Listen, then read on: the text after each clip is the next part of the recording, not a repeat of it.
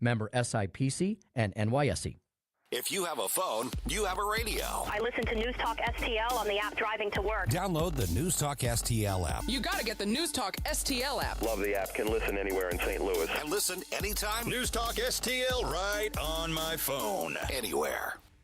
Tim Jones and Chris Arps in the afternoon. The 9 most terrifying words in the English language are, I'm from the government and I'm here to help. The more you remove voting from Election Day, the more opportunity you're offering for people to commit fraud. Are you not entertained? Are you not entertained? I think the Democrats are so short-sighted in this tactic they have now to just cheat at any cost to win elections. Nobody stands up. These people are crazy. I'm telling you, they're crazy. What are we doing wrong here? As a former leader in the House, I think you can put your finger on it. It's called leadership. We don't have it. Tim Jones and Chris Arps.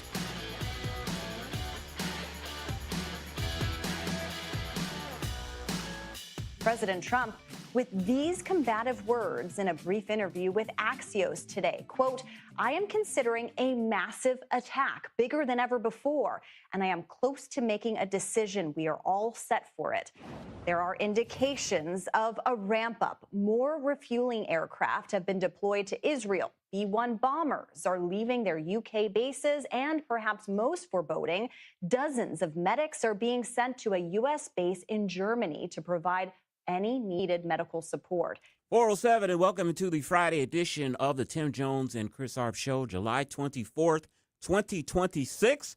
And if you are watching on our stream, you see that my partner, Tim Jones, has not grown taller or beard.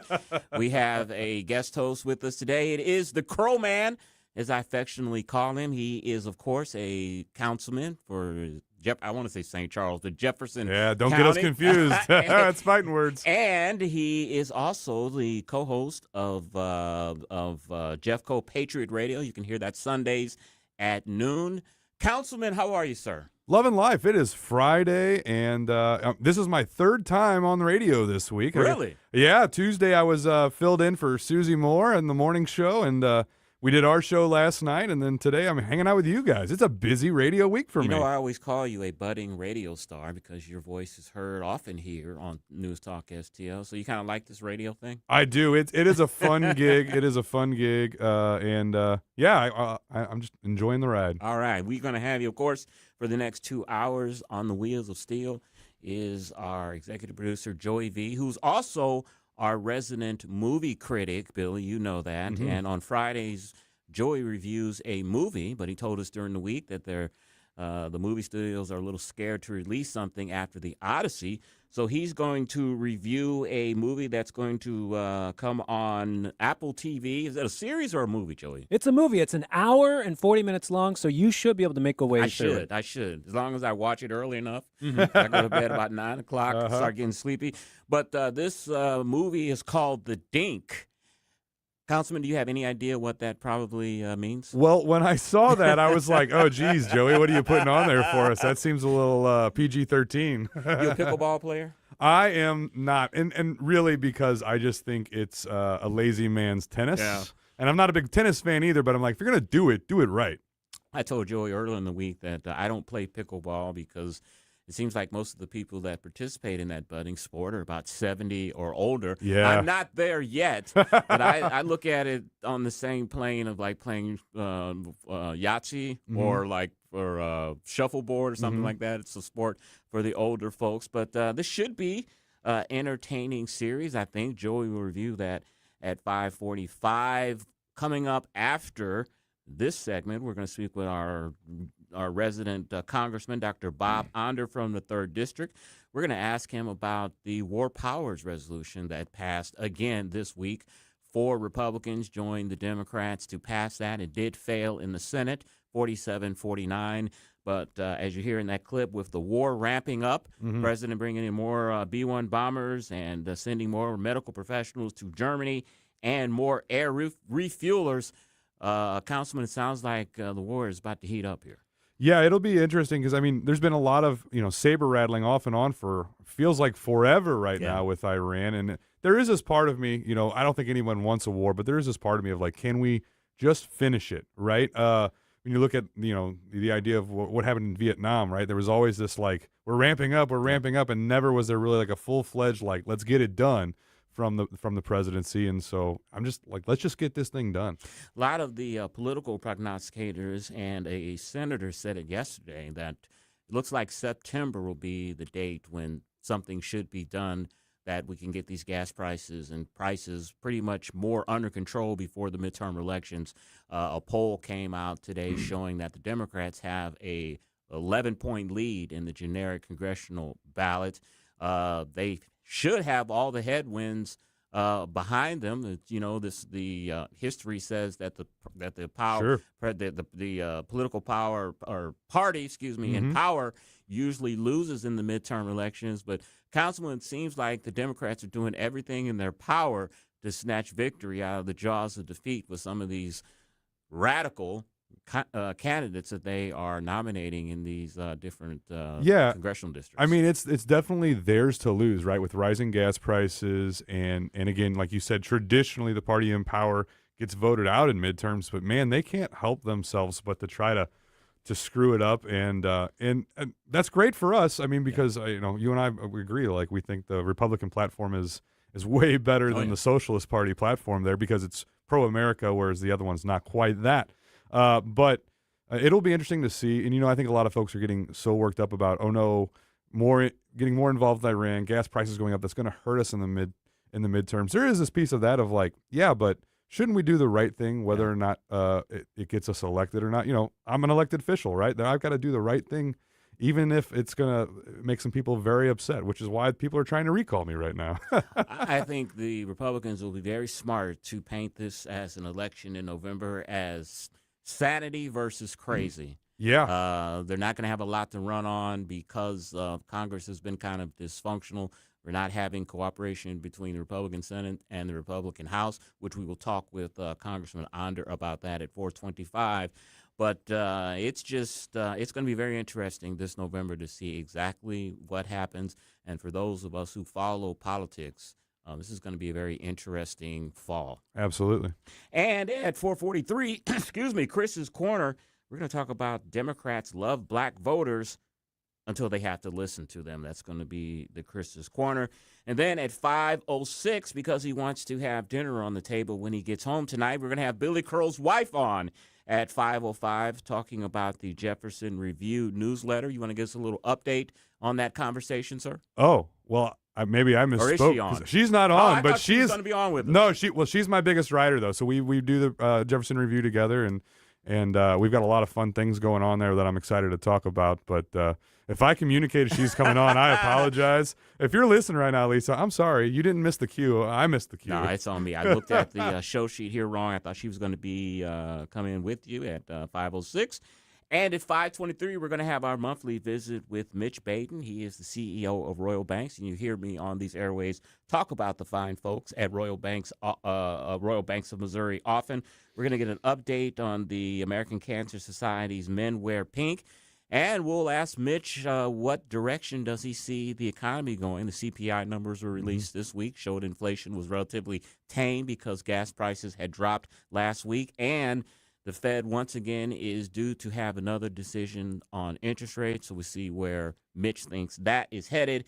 And as I said earlier, 5:43, we will speak with Joey V.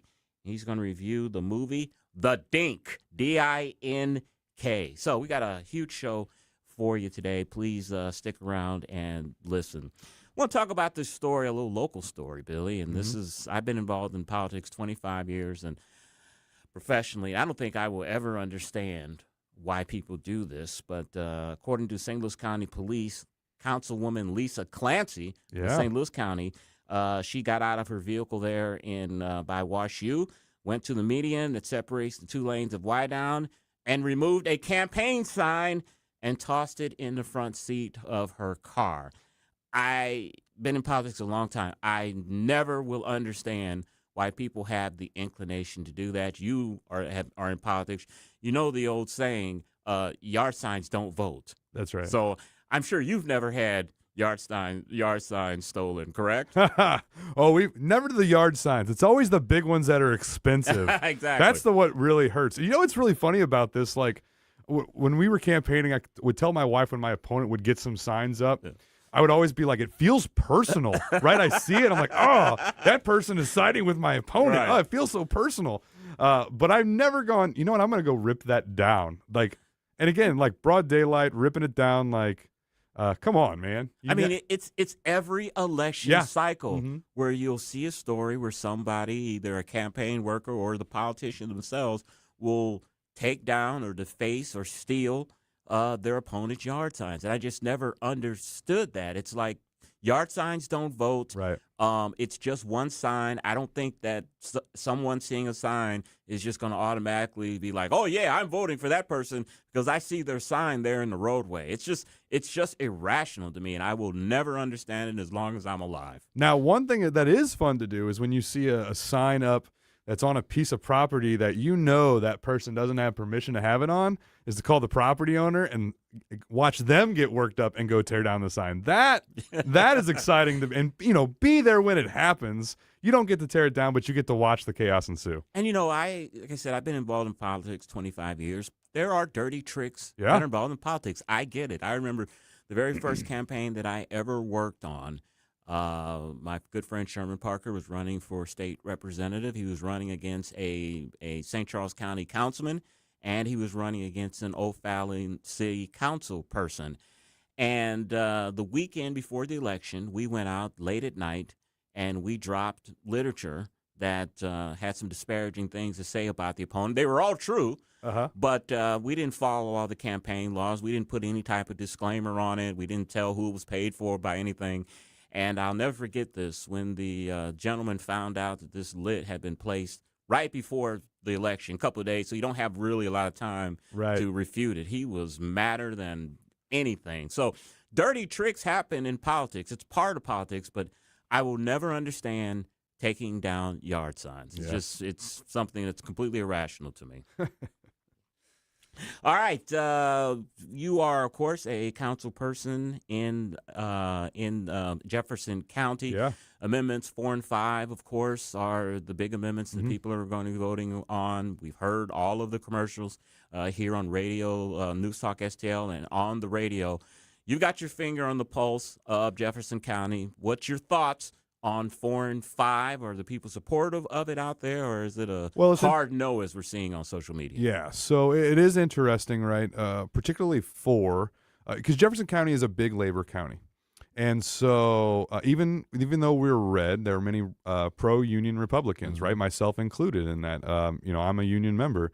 And when it comes to Amendment 4 and adjusting the initiative petition process for constitutional amendments, what labor is saying is like, hey, if this was in place, we would be a right-to-work state now. We wouldn't have been able to fight right-to-work that was passed through our legislators. And so that being kind of like the big thing that is talked about there, I could see that one in Jefferson County not making it. It'll be close, but I could see it not making it across the finish line there. Now, when it comes to Amendment 5, what I've heard a lot of is a lot of people saying, like, we love the idea of no income taxes. However, it just doesn't. We just don't have enough information on what it will be instead, right? I've heard one Republican say, like, this feels like Nancy Pelosi's just passed the bill to see what's in it. And I get that. I understand that. Or the feeling of like, okay, so we want them to open it up so the people in office, they can tinker with it without us. Like I don't know about that. Like I don't trust any of them. And that's fair. But I think so that again, it's going to be close, I think, because even though people love the concept, they're just not convinced of the details of it. Yeah. And I tell you, the ads against Amendment 4, they are completely deceptive. Sure. They're telling people that you're going to lose your constitutional rights if this is passed, this and that. And I gave someone an example today on Facebook. They were asking me about it. And, I go back to the example of Amendment 2, which expanded Medicaid back in 2020. Did you know that 79% of the yes votes for expanding Medicaid came from Kansas City and from St. Louis?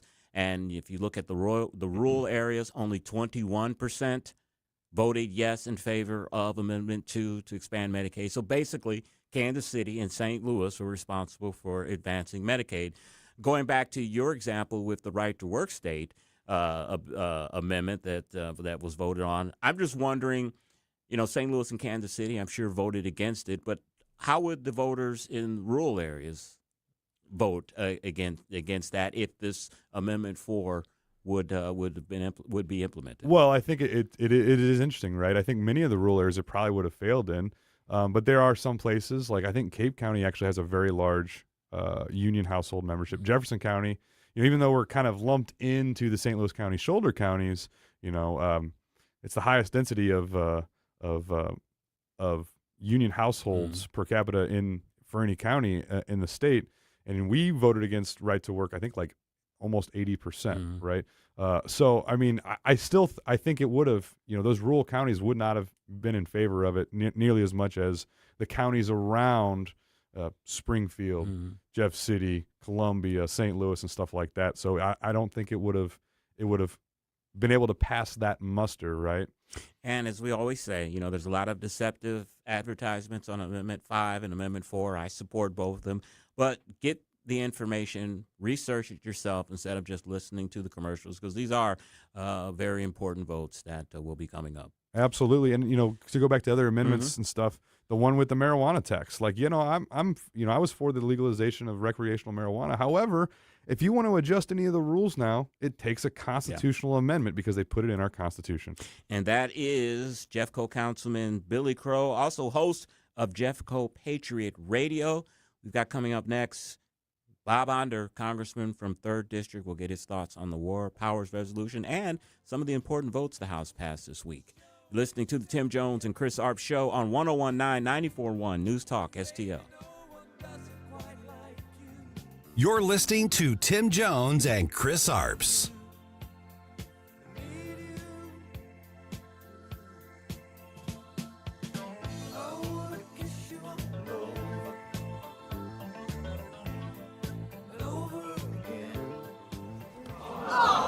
Son of a ball, why didn't you just go home?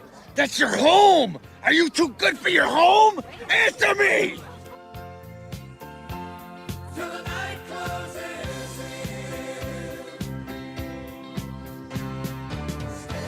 From the News Talk STL Weather Center. I'm First Alert Meteorologist Kristen Cornett with your forecast. Scattered showers this evening, temperatures in the low 70s. Overnight, we'll continue with scattered showers, maybe a rumble of thunder as we drop to 68. For Saturday, scattered showers with a few isolated thunderstorms possible through about lunchtime, and then we'll have decreasing clouds, mostly sunny later in the afternoon with a high of 88.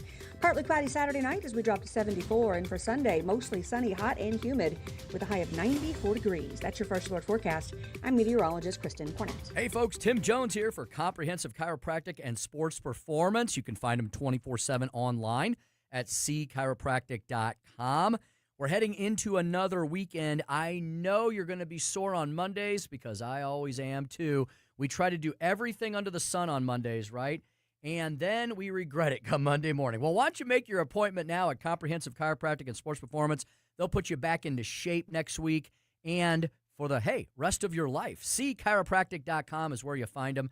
They have assisted not only myself, but all of my family members and many of my friends, colleagues, neighbors, coworkers, and et cetera. They've all benefited by seeing the docs at Comprehensive Chiropractic and Sports Performance. Top-rated chiropractic care for all the different aches and pains in your body, whether that's from accidents, whether that's from wear and tear, whether that's from sports injuries or weekend warrior stuff or whatever it might be. Now, it's more than comprehensive. It's more than chiropractic care. That's very important. That's very foundational. That's the original building block. They also have ways to get you in shape. Pilates and yoga classes upstairs at the studio. Beautiful facility with licensed instructors. They've also got licensed massage therapists as well for those muscular aches and pains. And they've got personal trainers. In addition to that, yes, there's more. They've got a holistic service where they can help you with your nutritional needs, your supplements, and so on and so forth. Hey, I am a living testament. I've been going there for 2 decades, I think maybe even more now. Doctors Fader, Gorman, Benton, they're all absolutely fantastic. Check them out online, cchiropractic.com. That's cchiropractic.com. Comprehensive Chiropractic for all your comprehensive healthcare needs. When Donald Trump needs conservative votes to help pass his agenda for Missouri, Representative Trisha Burns never answers the call. Trisha Burns has missed 370 votes. Burns is bucking President Trump's priorities. Burns did not vote to stop DEI initiatives, prevent China from owning Missouri land, defund Planned Parenthood, and Burns did not vote to ban boys from girls' sports. Trisha Burns not showing up for Missouri and President Trump. Instead, Trisha Burns spends her time pulling pranks on the suicide prevention hotline. Yes, you heard that right. Trisha Burns lied to the police and staged a fake suicide emergency. She sent a series of messages to the hotline and said she, quote, had a gun to her head, end quote. When she got caught, she said there'd be no consequences because she's a politician. By August 4th, vote to show Trisha Burns that there are consequences to being bad at your job. Cut the Bull PAC paid for and is responsible for the content of this advertising, not authorized by any candidate or candidate committee. This hour of Jones and Arps is brought to you by Stifel. Contact your Stifel financial advisor at stifel.com. That's STIFEL.com.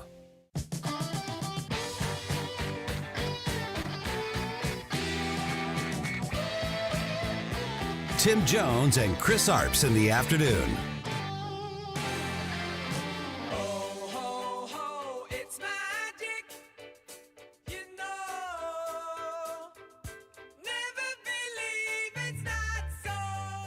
The House just sent a strong message to President Trump.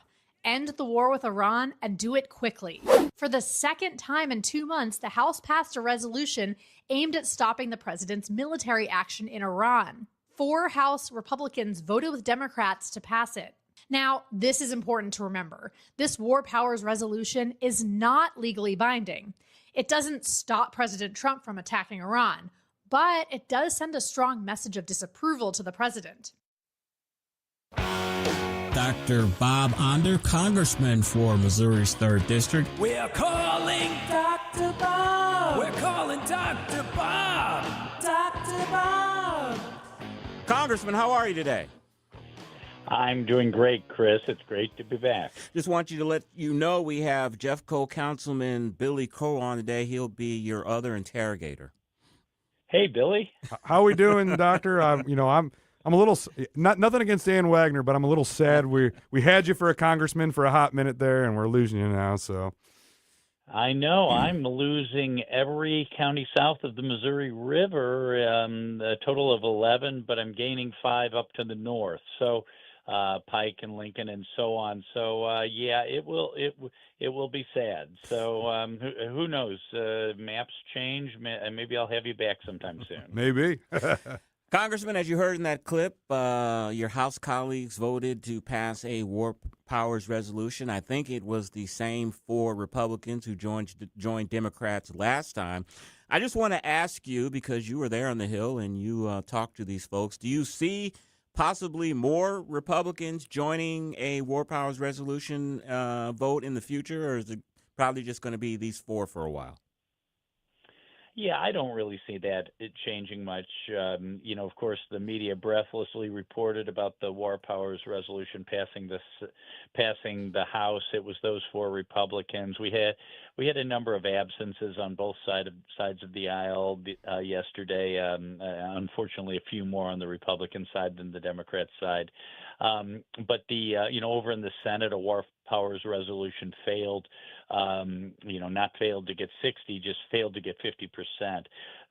So no, I don't, because the great majority of Republicans believe, as I do, that although we may, to some extent question the timing of this war, we certainly distrusted the Iranians and their ability to be truthful in negotiations. At the same time, we don't want to handcuff President Trump and our military in resolving an acceptable peace, and peace where the Iranians control the Strait of Hormuz and erect a toll booth there and pursue a nuclear weapon isn't acceptable. So I don't see many more defections on the war powers issue.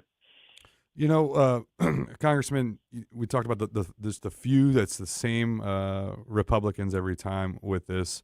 Particularly when I see Thomas Massey's name there, like, Do you really think this is something of principle for these guys, or is this just a vendetta of, you know what, we don't like you, and in Thomas Massey's case, particularly like, you went against me, so now I'm going to do everything I can to obstruct everything? Yeah, I would say, to be fair to Mr. Massey, he has, being a pretty, pure libertarian. He's been an isolationist. He's opposed foreign entanglements for a long time. So I think he's being consistent.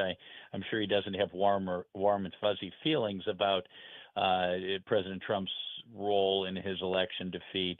But and I can't really speak to the others, but I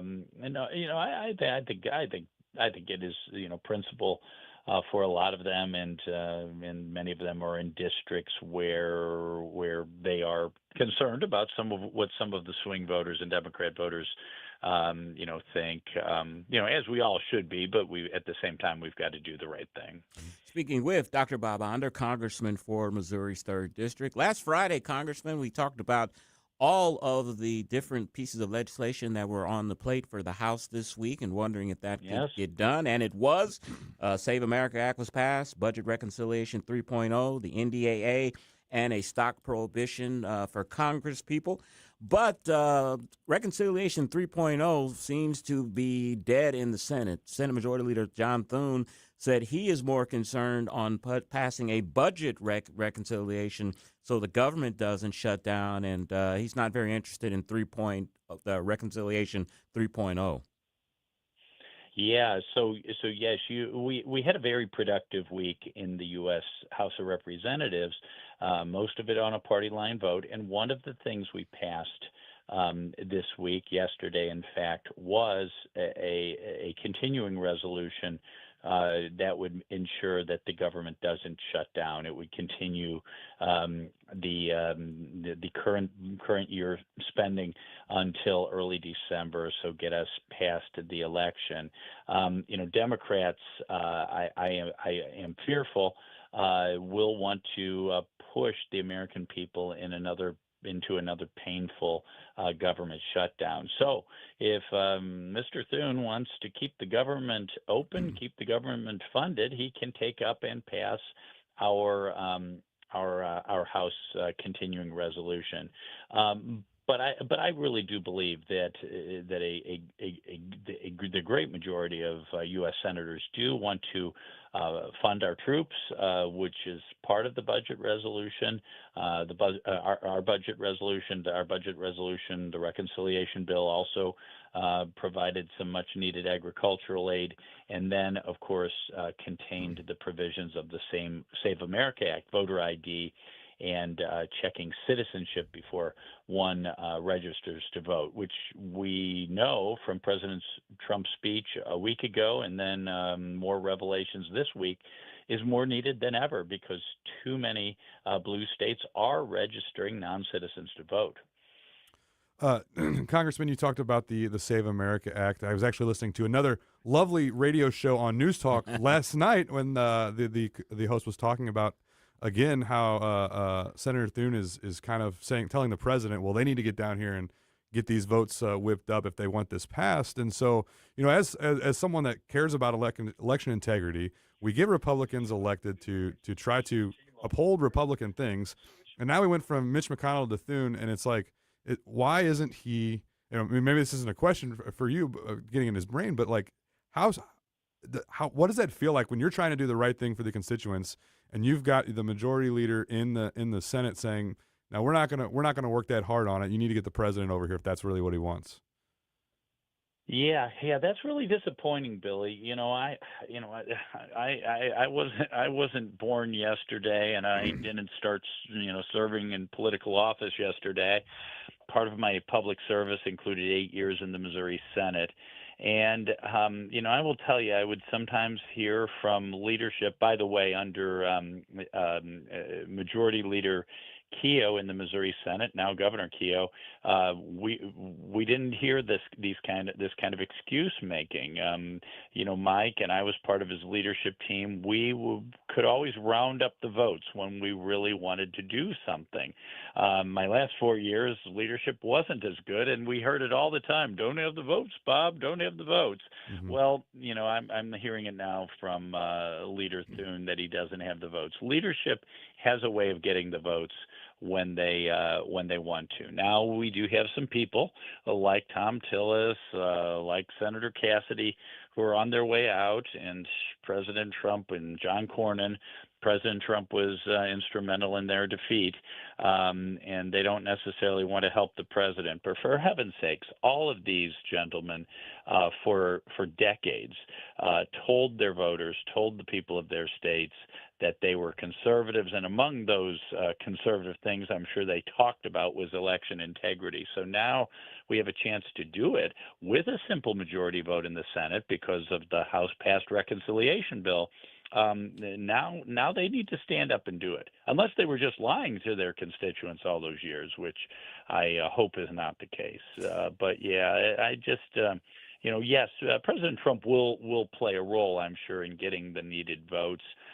We may even have a tie, and J.D. Vance will have to break that tie.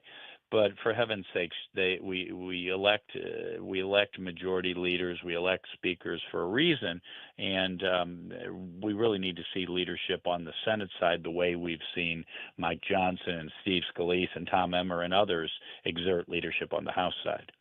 Congressman, we've been hearing about a lot of sexual hijinks between Congress people and their staff on both sides of the aisle. I think a week ago, the House approved a measure forcing the release of records that show which members have used government funding to settle sexual misconduct suits. Should we be expecting any surprises from that revolution when that information is released?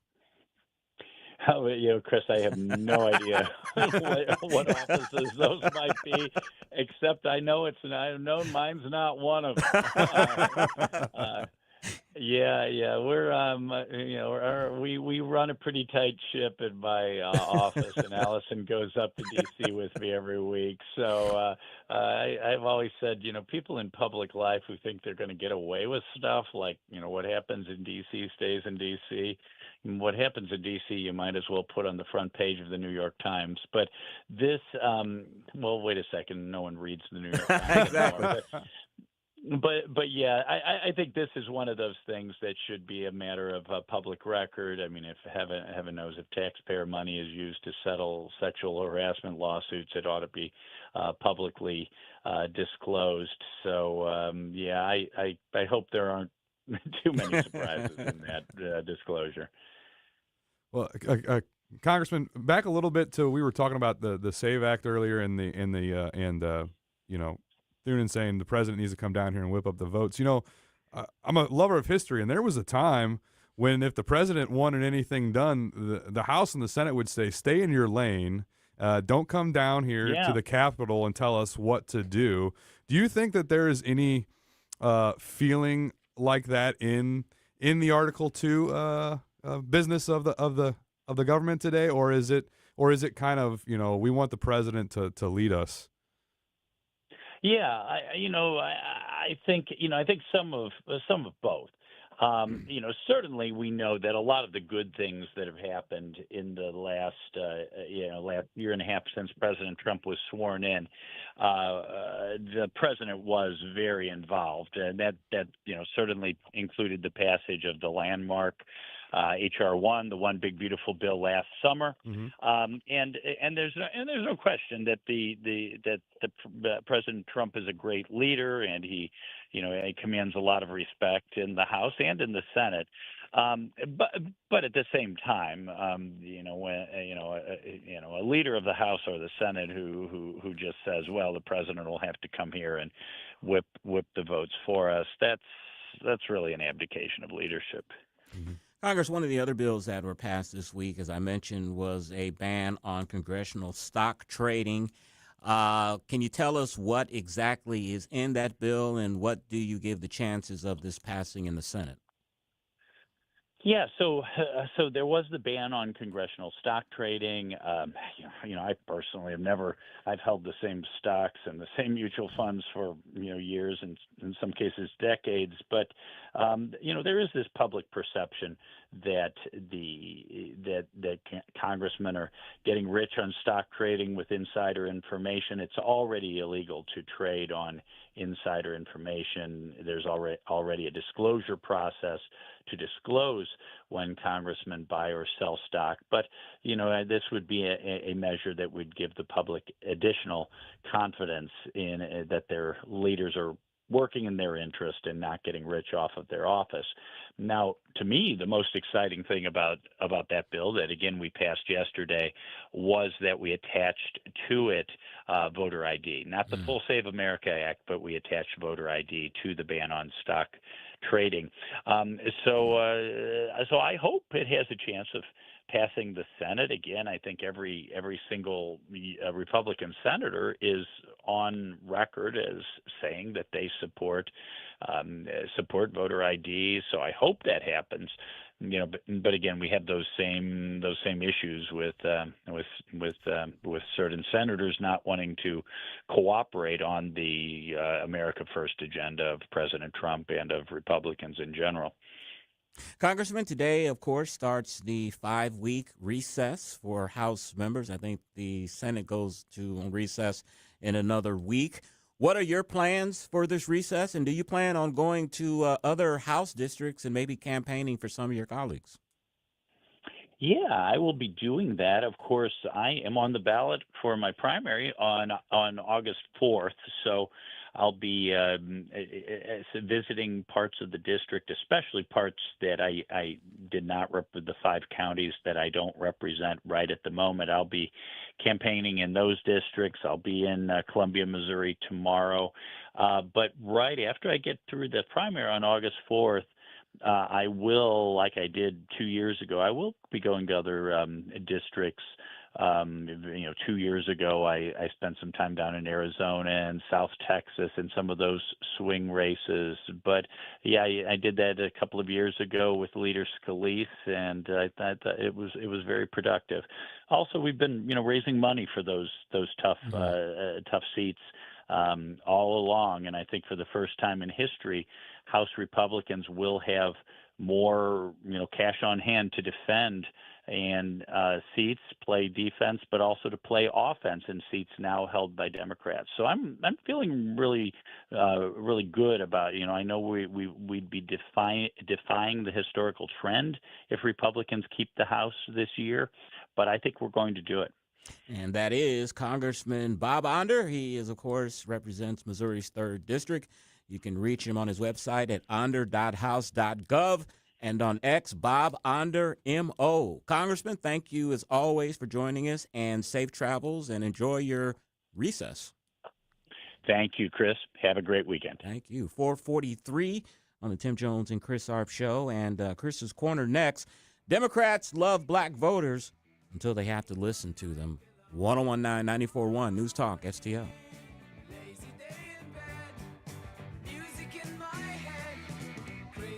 Watch us on our live stream using Rumble, Facebook, and Twitter.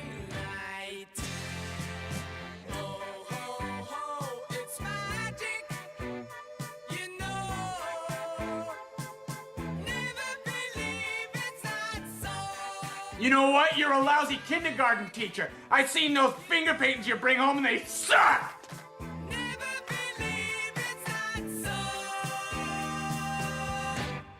From the News Talk STL Weather Center. I'm First Alert Meteorologist Kristen Cornett with your forecast. Scattered showers this evening, temperatures in the low 70s. Overnight, we'll continue with scattered showers, maybe a rumble of thunder as we drop to 68. For Saturday, scattered showers with a few isolated thunderstorms possible through about lunchtime, and then we'll have decreasing clouds, mostly sunny later in the afternoon with a high of 88. Partly cloudy Saturday night as we drop to 74, and for Sunday, mostly sunny, hot, and humid with a high of 94 degrees. That's your First Alert forecast. I'm meteorologist Kristen Cornett. Hey everyone, it's Todd Showalter with my buddy Joey V. Be sure to join me and Joey for the Right Mind Show, where we put the fun in our dysfunctional world. Saturdays at 5, right here at 1019 94.1 News Talk STL. Hey, let me tell you about a place that I don't just endorse. I actually go there myself, and I enjoy going there. It is the Dental Link. The Dental Link is run by the good Dr. Alan Link and his son, Andrew. And what I love about it, it doesn't feel like a dentist office, one of those cold clinical places. It feels like a place where people actually enjoy working there, and you can tell because just how Dr. Link treats his staff. Everyone loves working there. Now, for me, this is personal. I've had dental implants done there. That's not a small thing. That's serious dental work. They walk me through the whole process step by step. No pressure, no confusion, just straight answers and making sure I was comfortable the whole time. If you've been putting something like this off because you're nervous, I get it, but here's what you should know. They offer many dental implants, which are less invasive, they're quicker recovery, and a lot less discomfort than a traditional route. I tell you this, getting my dental implants done was a game changer. They look natural, they feel natural, and honestly, it gave me a level of confidence back I didn't even realize I was missing. I went into a store that I frequent recently, and the guy told me I had pretty teeth. I was taken aback by that a little bit, but that's the good work that Dr. Link does. So if you've been thinking about dental implants or any type of dental work, just go talk to them. The Dental Link is located in Baldwin, right there at 141 and Manchester. You can give them a call at 636-496-8584, or you can check them out at thedentallink.com, thedentallink.com. Do good, do it well, have fun doing it. That's their motto.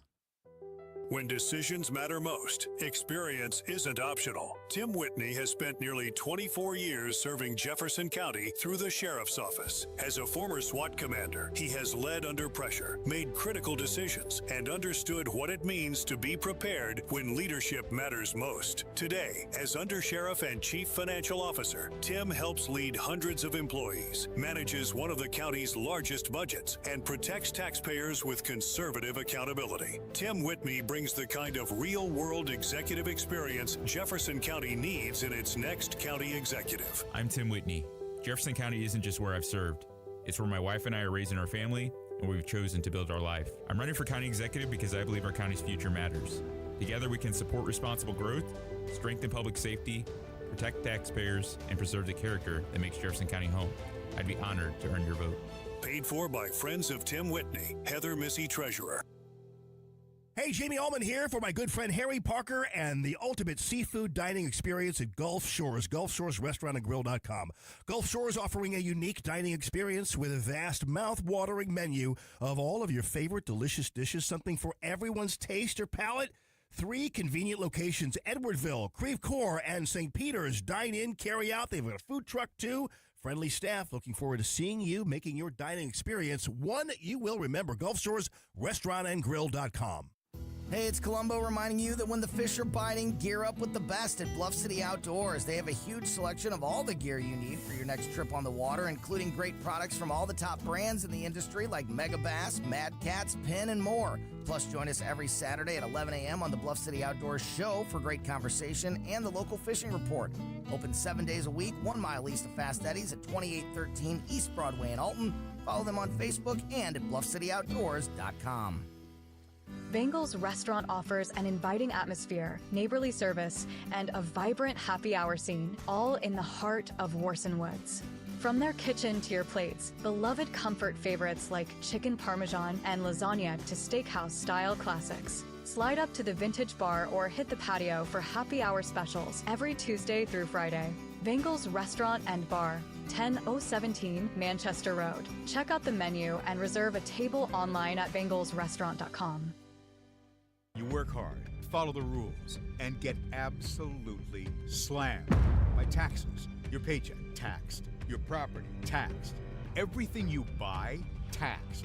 Missouri's tax system isn't broken, it's rigged against you. The lawyers and lobbyists working for big corporations and the super rich buried over 200 loopholes for themselves in our tax code. While they pay nothing on the services they use, working families are taxed over and over. It's no wonder they're lying about Amendment 5. Our corrupt tax system is rigged in their favor. They're getting a free ride on your back. Don't believe their lies. The truth is, Amendment 5 closes loopholes exploited by the super rich and slashes taxes paid by Missouri's working families, phasing out income taxes and cutting property taxes. They finally pay what they owe while you keep what you earn. Vote yes on Amendment 5, paid for by Missouri Promise PAC. This hour of Jones and Arps is brought to you by Stifel. Contact your Stifel financial advisor at stifel.com. That's STIFEL.com. 1, 2, 1, 2, 3, 4. You're listening to Tim Jones and Chris Arps.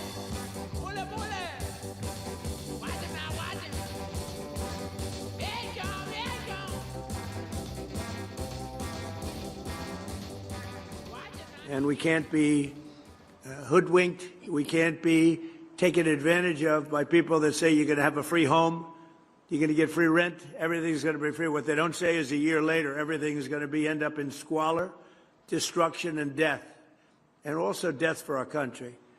So we have to stop the threat of the communist rhetoric that you're hearing right now. Chris.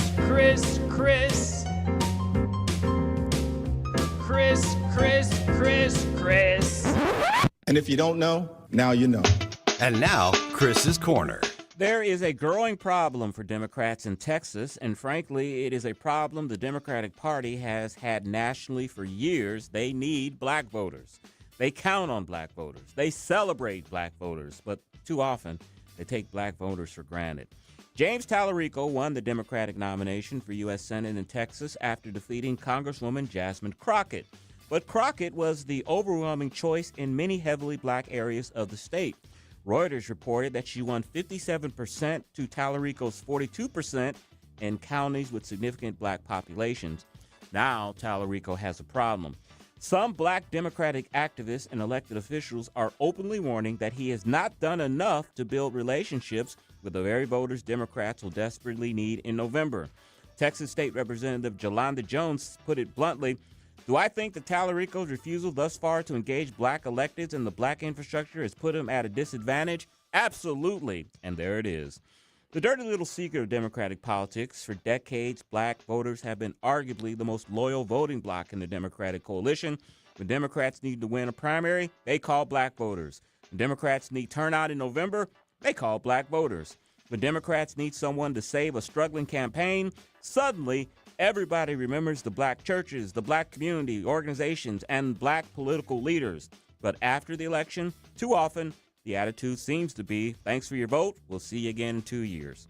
I think what you're seeing in Texas is some black Democrats finally saying, hold on, you defeated the candidate many of us supported, you benefited from a Democratic Party infrastructure that depends heavily on black voters, and now you want us to immediately fall in line without even doing the political work of earning our support? That is the part Democrats have never quite understood. They sometimes confuse loyalty with ownership. Black voters have been so reliable for the Democratic Party that the party has occasionally behaved as though their votes are automatic. But votes are not inherited, they're not owed, they're supposed to be earned. Now, to be fair to Tallarico, he appears to understand that he has a problem. He has begun doing more outreach in black communities, and his campaign has reportedly pledged a major investment in black voter engagement. He has also appeared before black Democratic groups, and he held events in heavily black communities. But the larger question goes beyond Tallarico. What happens when a political party becomes so confident that a demographic group belongs to them that it stops competing for their vote? Republicans have historically struggled to win significant black support, but Democrats have another problem. They sometimes act as if they don't have to try, and that creates an opening. Because every time Democrats tell black Americans that Republicans don't care about them, black voters have every right to turn around and ask Democrats, fine, what exactly have you done to earn our loyalty? Not what you have promised, not what you've said, not how many times have you invoked civil rights history, what have you actually delivered? James Tallarico may ultimately repair these relationships and rally black Democrats behind him, but the fact that this revolt is happening at all should be a warning. You cannot spend decades telling black Americans that their votes are essential to democracy and then treat those same voters as an afterthought once the primary is over. The Democratic Party has depended on black voters for generations. Maybe it is time Democrats stop assuming that dependence only works one way. Because eventually, a voter who feels taken for granted starts asking the most dangerous question any political party can hear. Why am I still voting for you? And once enough people start asking that question, the political landscape can change very quickly. And that is Chris's Corner. And I do ask you to follow me on X at Chris_Arps and on Facebook at Christopher Arps Politics. Any thoughts on that, Chris's Corner there, Mr. Crow? I've got a lot, right? I mean, because this is the first piece of politics here, right? Like, the Democrats talk about, we're going to fix all of your problems, but then they don't. Because this is what happens if you actually fix someone's problem. You have to find something else to campaign on. Exactly. But if we can perpetually say, we're going to fix the problem, eventually somebody says, okay, when are you going to stop lying to me? And there's so many places where the Democratic Party, this goes with a myriad of minority groups, whether it's Latino groups or whether it's African Americans, their core party values don't match up with these deeply religious, deeply pro-family, deeply pro-life groups. And so it always boggles my mind how they can keep their support time after time. And I think it's time that these groups say, we are not just a monolith, right? And say, like, you actually got to do something for us. And if you're not, and this is the other piece that always boggles my mind, is the rewriting of history of which party was the racist party for all of its existence, right? Which party formed to abolish slavery? And then when it comes to this Woodrow Wilson, right? I mean, he played, what was that? There was a pro-Klan movie in the White House, right? And again, except for Lyndon Johnson, and even he was a very racist man. Yes, he was. It boggles the mind. Councilman, do you think that this is kind of what happened to the Democrats in Jefferson County? They have been losing rural voters across the nation. Is this why Jeffco turned from blue to red? Absolutely. They took for granted the conservative union household, and they went too far left. We didn't move. The county as a whole didn't move further right. The Democrats moved further to the left, and they lost them. And that is Councilman Billy Crow. Of course, he is councilman there in Jefferson County.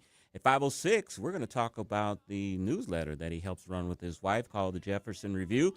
We'll also have a conversation with Mitch Baden at 5:23. And it's Friday, and Joey reviews the new movie, The Dink.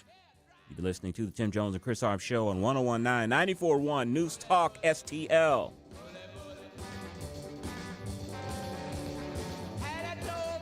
Bill, you're an old politician. Yup, sure am. So you know the old timers warned that someone trying to sell you a pig in a poke was a con man. Well, sure. Well, no offense, Tom, but your politician's Amendment 5 is a pig in a poke, allowing politicians to raise our taxes without a vote of the people, and the politician's Amendment 4 takes away our power to do anything about it.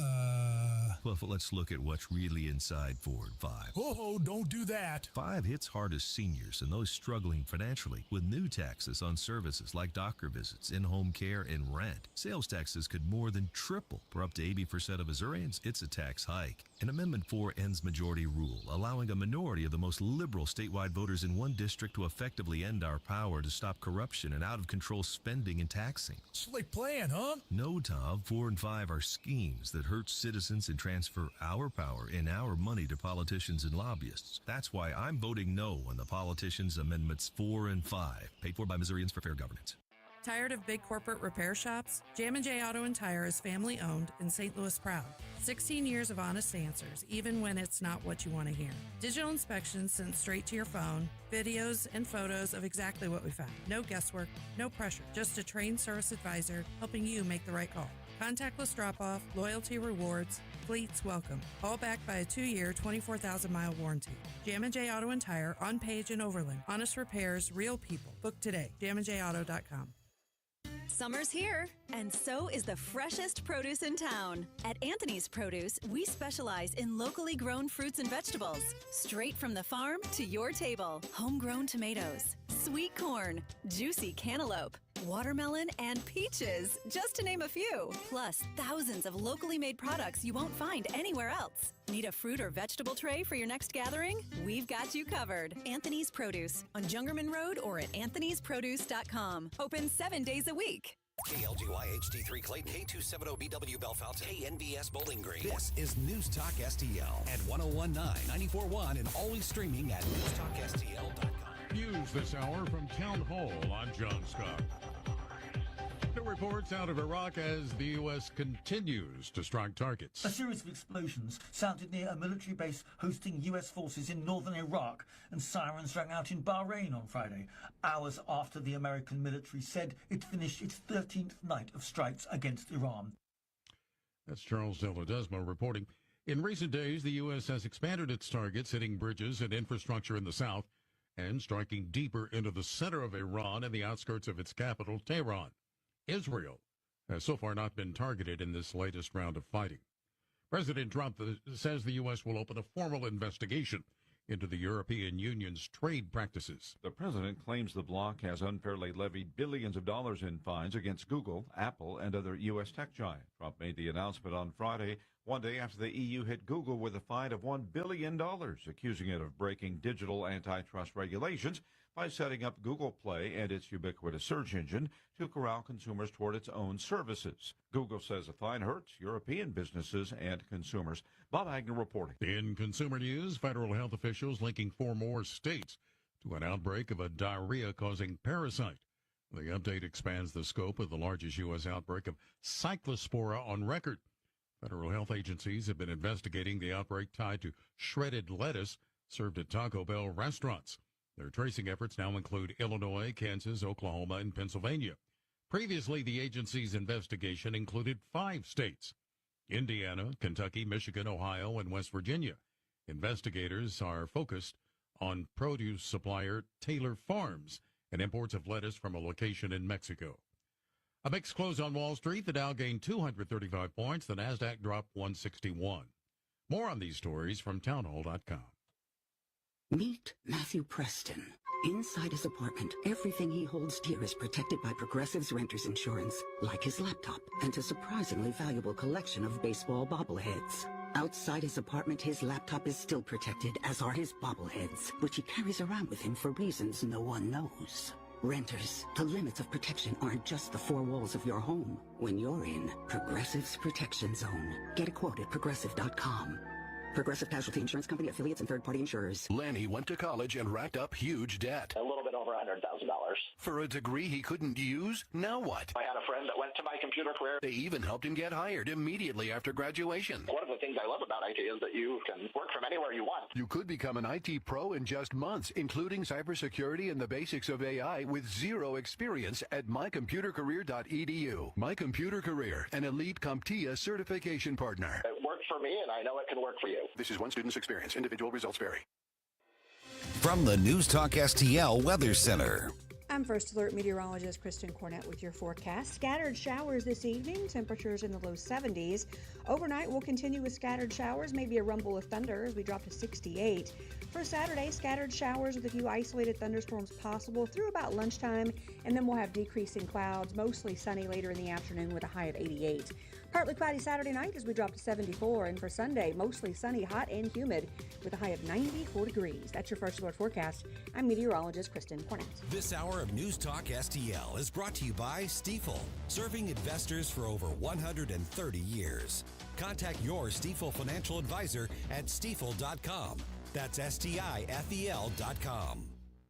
When Donald Trump needs conservative votes to help pass his agenda for Missouri, Representative Trisha Burns never answers the call. Trisha Burns has missed 370 votes. Burns is bucking President Trump's priorities. Burns did not vote to stop DEI initiatives, prevent China from owning Missouri land, defund Planned Parenthood, and Burns did not vote to ban boys from girls' sports. Trisha Burns not showing up for Missouri and President Trump. Instead, Trisha Burns spends her time pulling pranks on the suicide prevention hotline. Yes, you heard that right. Trisha Burns lied to the police and staged a fake suicide emergency. She sent a series of messages to the hotline and said she, quote, had a gun to her head, end quote. When she got caught, she said there'd be no consequences because she's a politician.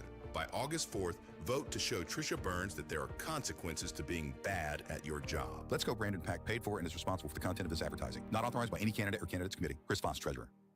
Free speech is alive and well in America. Thanks for taking my call. Right here. We know what's going on. Have a great awakening. You see through the smoke screen. It's cool to be woke. News Talk STL. Until it's not. News, analysis, opinion.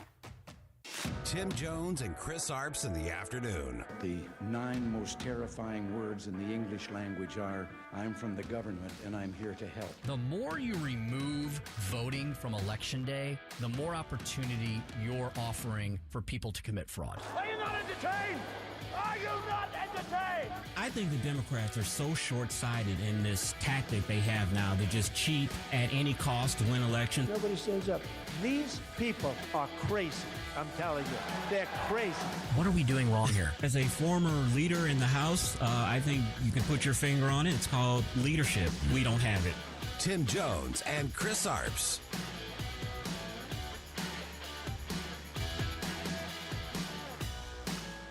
President Trump announced that he is making a promise to protect you from having to pay for the energy cost of AI data centers. He says he wants the companies to be responsible for the bill instead. With the ratepayer protection pledge, we're creating a fair deal for everybody. This is how we'll grow our economy, lower the cost of living, protect American consumers, and lead the world in AI and high tech, all at the same time. We want to lead the world. 506 on the Tim Jones and Chris Arps show, and Jeffco Councilman Billy Crow is joining me in place of Tim today. You know, Councilman, if you ever want to get some reaction on your Facebook page, put up something about data centers. I know. I feel like Joey did me dirty with that. Like data centers and me together. Oh, geez. I put up some clips from last week where Tim and I were discussing data centers, and the comments, you know, are overwhelmingly negative because those are the ones that comment. But that's right. Some people that are rational and actually think this thing out, you know, have commented in the affirmative.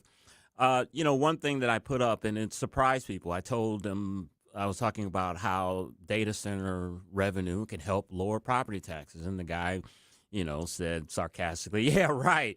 The data centers are going to help with lowering property taxes. And I put something on there from the Loudoun County, Virginia website that showed because of data centers, they have lowered their personal property tax assessment from $1 per whatever it is down to 85 cents. They have been able to eliminate their car tax because of data centers. It's just an irrational fear. And I also put up a commentary last week where I talked about I don't have a fear of data centers because my wife was a 30-year IT employee for a Fortune 500 company. So she's told me how data centers work, you know, how dangerous they are not. But still, these people have in their minds that data centers are the next 3 Mile Island and they're all going to kill us, or they're just big data surveillance centers so they can spy on Americans. You know, it really brings to mind back in the early 1900s when all the horse carriage companies and the horse feed companies got together and said, hey, look, these cars, these automobiles are going to put us out of business. We need to start writing how terribly dangerous and polluting they are and how they're going to ruin America and to kill us all. Boy, doesn't that feel like exactly what the anti-data center people are saying right now? And it seems like the big disconnect that people really aren't putting together is all of the data that you have on your phone, all of the apps that you use on your phone, that creates a lot of data. It has to be stored somewhere. You know, and I gave the account of when Tim and I visited the data center in Kansas City. They told us to pull out our phones. Look how many apps you have on your phone. I had 78, and I was the lowest number of people to have apps. There were people that had 150, 200 apps on their phone. I looked at my pictures. Billy, I have 6,000 pictures on my phone. I've heard of people that have 20, 30,000 pictures on their phone.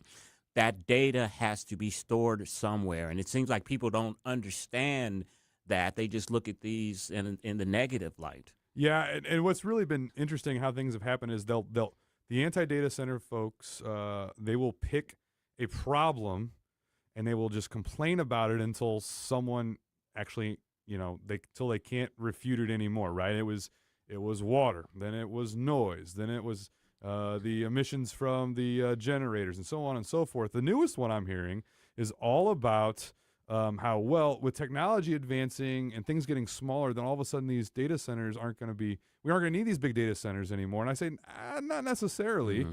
I said, actually, what's going to end up happening is that just means it's going to be cheaper to store data on there. We're going to find more purposes and more uses for it. I mean, there was a time when people said, why would we buy more than one car? And now it's normal to have 2 or 3 cars in a household, right?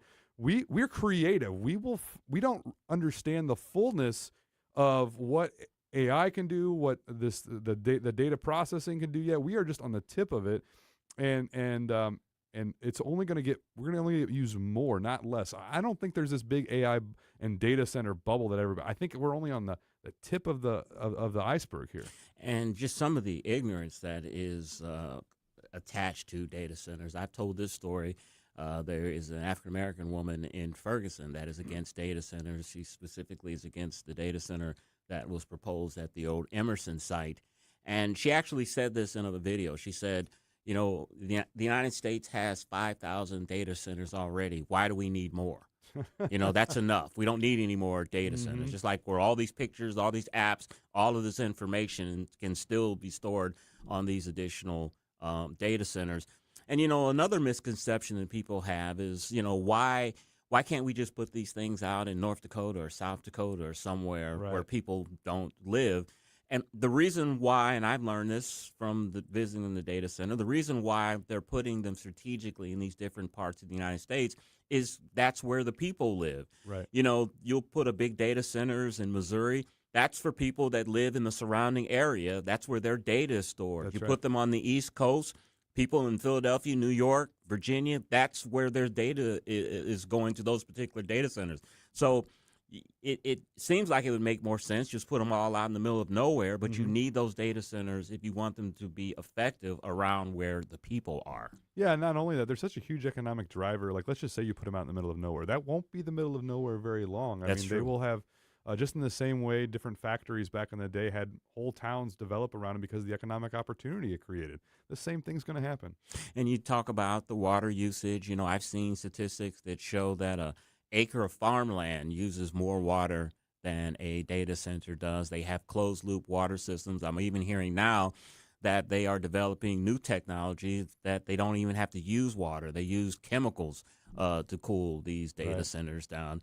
I want to ask you, and I think I asked you about this once before, Elon Musk, the genius that he is, he has a plan to eventually try to put data centers in space, so they won't be here on Earth. Do you think that's a viable plan in the near future? And do you think that will quell some of this data center hysteria?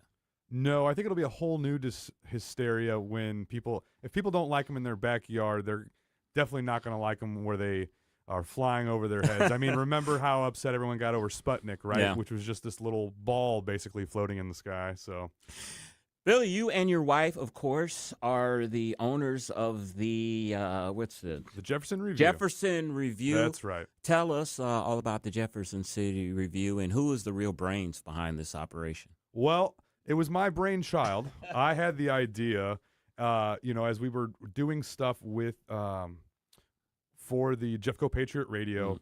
I saw, I was really enjoying the media space, and I saw there's a company called Beehive. They do a very great email distribution platform for newsletters, right? Digital newsletters. And I thought, well, that would be really cool. And in Jefferson County, we have the Leader newspaper, which, if you ask anybody, is a left-leaning community newspaper, right? You would think, how left could a community newspaper be? But when local politics come up, they play their favorites, right? And so, and they've even had, advertisers that are spending lots of money there that they will bash in their editorials because they're right-leaning. And so they're taking their money on one hand and bashing on the other hand. So there's a real desire for a red county to have a conservative media outlet. And so I kind of put those two things together and said, hey, I want to give this a shot. So I started the Jefferson Review. And the whole point of it is, again, it's a community newsletter talking about things going on in the community, lots of different stories about what is going on at the Burns Mill City Council meeting or the Festus School District's meeting and things like that to really get the community involved, talking about a bunch of different community events. Now, my wife, she supports almost everything I do, probably everything I do, if I'm really honest Billy, about everything. it. Everything, She yeah. may be yeah. listening. Well, that's right. That's right. I mean, she'll tell me if she thinks it's a stupid idea, but then she will be like, but I'm with you in it, right? Because that's the kind of wife she is, and I think that's the kind of wife every man needs, and one that'll be honest, say, that's a dumb idea, but let's do it, right? Anyways, so she has come on board, and she is the chief writer behind it as we are covering all of these things. And, yes, we are center-right leaning, and but we are all about things going on in the community. We drop newsletters on Mondays and Thursdays directly into your inbox, and then obviously we redistribute that on Facebook. We've got, I think the last month, we had almost 700,000 views on our articles on Facebook. And so, I mean, it's really taken off. People are really enjoying it, and we're excited to see where it goes. I've got aspirations for it to grow into something more than a digital newsletter and be very competitive on the physical side, but we got to get there first. So if someone wants to place an ad on the Jefferson Review, is that possible? Do you have Absolutely. ads? Yes. So we do ads. We try to keep it pretty much limited to like 3 or 4 an edition, because we don't want it to turn into when you open up a web page and like you just want to read an article and you might be able to find it in all the ads, right? We don't want that. We want you to actually get the content. However, starting August 1st, this is kind of cool. I'm announcing it here on the here first. Right. Starting August 1st, we are launching to pair with our product on the newsletter a digital marketing arm of our company, where we're going to be able to offer like geo-targeting stuff on our page, being able to put videos into Amazon Prime videos and Netflix videos, YouTube videos, all the stuff that the big players, the big national firms are doing. We're going to be able to do that on a local level. So, the mom and pop places down the street, Tanglefoot, right? It's a great one. It's my buddy Tom. I'll be able to go to Tom and say, hey, like, you don't have to go to some firm in St. Louis to get a digital product. We can help you with your digital product needs. And if something happens, you know where to find me. You don't have to try to be on hold with someone in Chicago or St. Louis for an hour to try to get a problem fixed. So how do people subscribe to the Jefferson Review? If you can go to our Facebook page, there's a link there to subscribe, but you can also go to the jeffersonreview.com. That is our webpage there. It's got all our articles there, and there is a link in there to subscribe. We did our first voter's guide. We dropped that, and one of the things that's getting a little pushback from the left side is the fact that if you want to see our voter's guide, because it's a special edition, you have to be subscribed. It's not just for anyone. It's only for our subscribers. So I'm sure because of it's election season, you're doing a lot of exposés on candidates, the big issues that are happening in Jefferson County? Well, we haven't really so far. What we've told the candidates is we've kind of told them, hey, we can do some advertising, fill out the voter's guide, and if you guys want to submit to us opinion pieces, we would love for you to submit opinion pieces, and we will have anyone's opinion pieces up there. We've let a Democrat put an opinion piece up there. We've let some judges put some opinion pieces up there. And as far as like taking necessarily a political stance on who we're for and who we're against, we haven't delved into that yet. We're still getting our legs under us. We've done Arnold in particular has been because we live in Arnold, has been a point where we have entered into a little bit of discussing some of the harder issues. When we had the mayor Ron Counts saying one thing to the city council, and then when we had the interview, kind of backtracking that all, and then us publishing that, it created quite a stir. All right, let's dive into that. So what's going on in Arnold? Yeah, so right now there's a lot of contention around. Again, it has been around the TDD, which is the tax development district there, Arnold Commons, the Lowe's area. There was the auditor's report that was very scathing on the city and the TDD on things that they did wrong on there.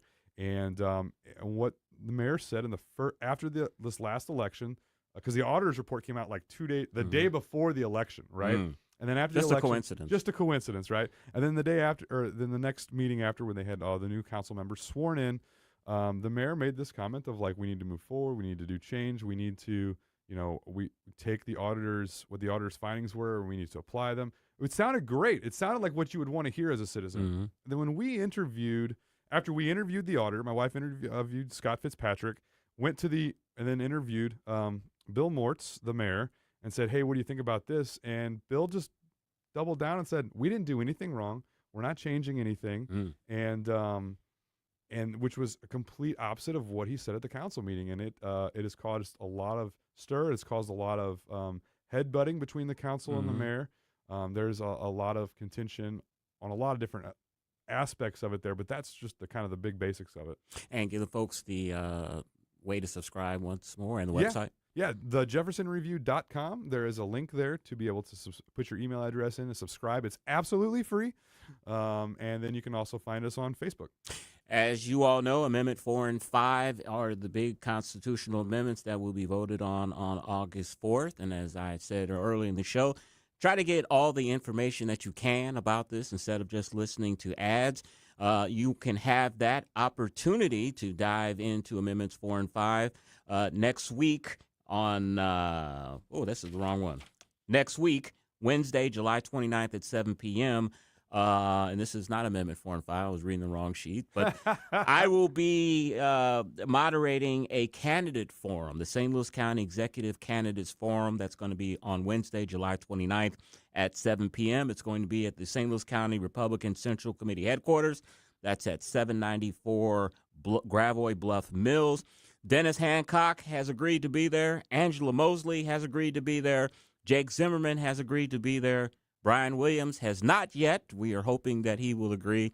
You know, it looks very, you're in politics, Billy. It looks very bad when there's a candidate forum and all that's there for you is a chair with your name on it. So we're hoping that Brian Williams does attend. As I said, I will be hosting this event next Wednesday, July 29th at the St. Louis County Republican Central Committee. If you would like more information, 314-398-6667.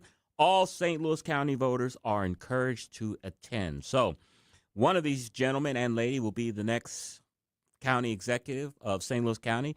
You can hear from them personally next Wednesday, July 29th at 7 p.m. All right. Coming up, we're going to speak with Mitch Baden, CEO of Royal Banks of Missouri. We're going to get his thoughts on the economy and the Men Wear Pink cancer program that he is involved with. You're listening to the Tim Jones and Chris Arps Show on 101.9 94.1 News Talk STL.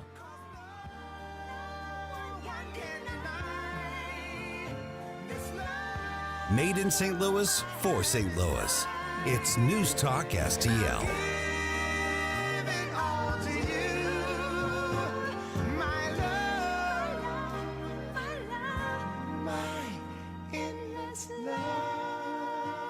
What? Friends listen to Endless Love in the Dark?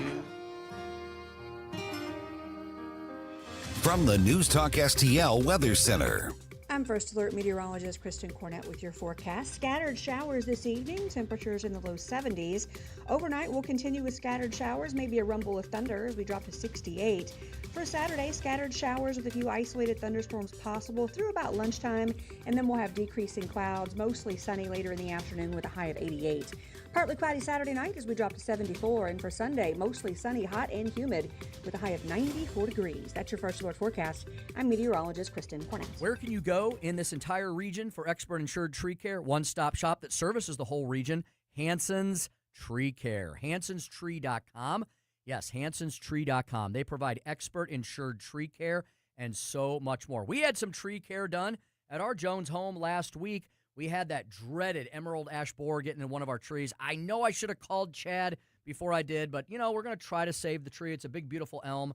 And so we had the arborist specialists out there, and they're doing the injection therapy for the tree. Very affordable, and it's worth it, right, to save some of your big prized assets. Now, if worse comes to worse and the tree doesn't make it for too many more years, we'll do what we've done before in the past. We will have Hanson's back out, have them take the tree down, grind up the stump. It's like it was never there, but then you can have them put a new tree back in for you and repopulate your yard with whatever might need to be done.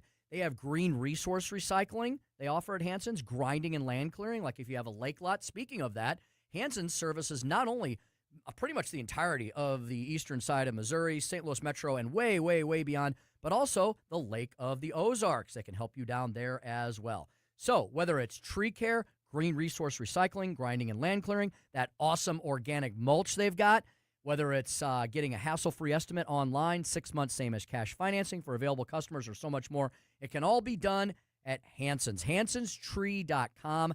Hanson'sTree.com. That's Hanson'sTree.com. When you count on Connor, you're getting the timeless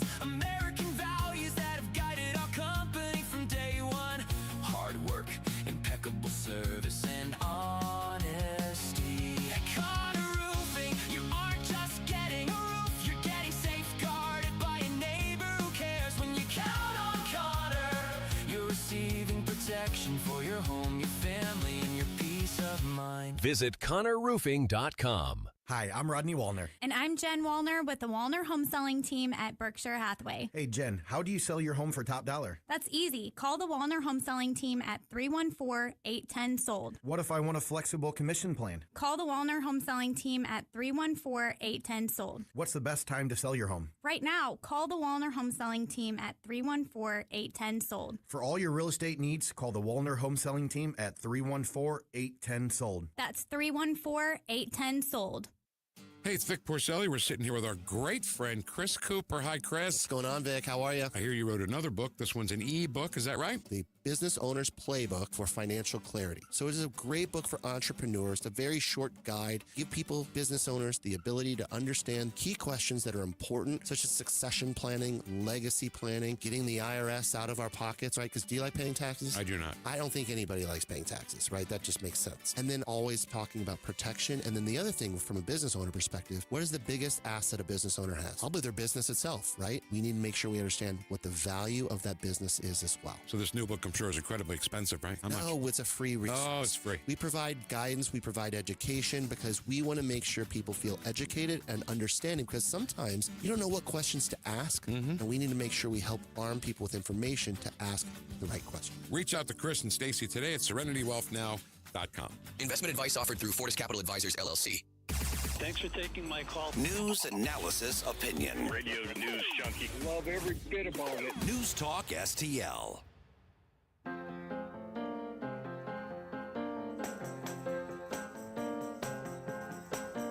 Tim Jones and Chris Arps in the afternoon.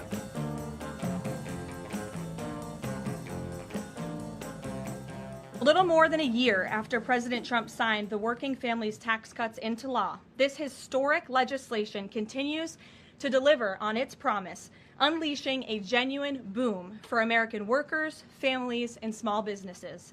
The numbers speak for themselves. This was the biggest tax refund season in American history, with the average refund exceeding $3,400, an 11% increase over the last year. 527 on the Tim Jones and Chris Arp show. And we have on the line my favorite banker. He is, of course, Mitch Baden, CEO of Royal Banks of Missouri. Mitch, how are you, my friend? I'm doing good, Chris. How are you? I can't complain. Doing well. And it's a Friday, so it's all good. TGIF. Mitch, first question I want to ask you, because I'm kind of a collector of nostalgia and things of that nature. Does Royal have any of those Trump $100 signed bills I can come in and get? Well, I don't think they're in circulation yet, but when they do, we certainly will. Set one aside for me, because I actually do want to have one and save it and frame it and keep it forever. That might be worth something one day. I'm sure it will be. There's not a whole lot of bills that are signed by a president. In fact, I'm not sure there are any. Exactly. Mitch, of course, Royal Banks is the largest community bank in the St. Louis metro area, and I'm reading here that Royal Banks has expanded to 2 new full-service branches. Tell us where those are.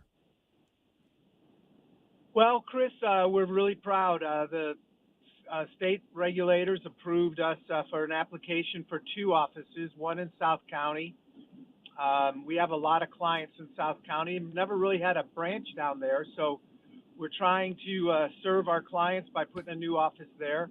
Then we have a second office that's been approved for Glen Carbon, Illinois. We have an office in Belleville. I'm sorry, not Belleville, in Edwardsville, that we're moving about a mile as the crow flies to a new office that'll be a full service in Glen Carbon. We're excited about it. Mitch, the latest unemployment benefits numbers came out the other day, and it showed that the first-time unemployment benefits fell last week to the lowest level since the 1960s. You've got your finger on the pulse of the economy. What are you seeing? Is the economy still doing pretty good? Chris, I'm having a hard time hearing you. Can you I'm sorry. ask the question again? Yeah, sure. Last week, unemployment benefits numbers came out, and it was the lowest level since the 1960s. You have your finger on the pulse when it comes to business and the economy. Where do you see the economy heading right now? Well, the economy is resilient. It's really pretty amazing here, especially with the war in the Middle East right now, or the conflict as we're calling it. Gas prices are high, but earnings are really coming out strong. Bank earnings were terrific. Ours were no different. We had our best first half of the year in our history. But unemployment numbers are always adjusting. It seems like administrations want to redefine a lot of the definitions and formulas. But St. Louis, actually, our unemployment rate is very strong as well, considering where gas prices and tariffs are impacting the economy. Yeah, this is Billy Crow here, Mr. Baden. And you mentioned the tariffs. The Trump administration just announced tariffs on 60 new trading partners on Thursday. And you were talking again about these macroeconomic things like the price of gas and stuff like that. How do you think that these new tariffs, or will they even, have an effect on the nation and then us here locally in St. Louis? Well, the first round of tariffs, everybody thought the economy would go down the tubes, and it didn't. As I said a little earlier, the economy's been really resilient. Prices are higher, but this is President Trump's method of working out and negotiating deals. The tariffs are always not as high as they end up being because they end up being supported by the countries that are being hit by them. So I think this next round, will have some impact, but not nearly probably as much as most people thought. I mean, really, if you really think about it, the first round of tariffs, everybody thought we'd go into some recession, and the economy just continues to perk along. Mitch, you mentioned it earlier about bank earnings. The FDIC reported that FDIC insured banks earned $80.5 billion in the first quarter. That's up 3.6%. What is driving this growth as you see it in bank earnings? Well, Chris, I can only really talk about St. Louis, but all of the big banks are nationally are really having a significant income from their investment groups. There's a lot of things going on in the stock market. Stock market's certainly moving, so there's a lot of activity. So a lot of income is coming from that side of their business. In St. Louis, loan demand is okay. I wouldn't say it's great, but I think what's happening is prices in terms of cost of funds of deposits have come down because rates have declined a little bit, and loan rates tend to move a little bit slower. So rates are getting better on the loan side, and deposits are going down a little bit. So bank margins are improving, which is really driving a lot of the profitability. Now, the one thing I would say that we're seeing a lot in St. Louis in particular is there has been a significant decline in deposit dollars. And I think that's just a reflection of the internet and the competitors that we're seeing from FinCEN and other type of companies. But cost of funds are down and loan rates are holding steady. So I think bank margins are good. Yeah, Mitch, this is having a CEO of a bank on. This is a question I've always kind of wondered. My wife and I, when we first got married, we were with Bank of America, and then we wanted something that was more local. We felt like was more local, so we have always stuck with a credit union. And your bank is locally and independently owned here in the community. Why should what makes a bank, in your opinion, better than a credit union for someone? Well, first of all, Billy, banks pay taxes. Credit unions don't. So, unfortunately, I am not a big fan of credit unions. I don't think they they have a significant advantage in banking, to banking rather, because they don't have to pay taxes. But I will tell you, every one of our senior managers in our company and most of our lending team all worked at big banks.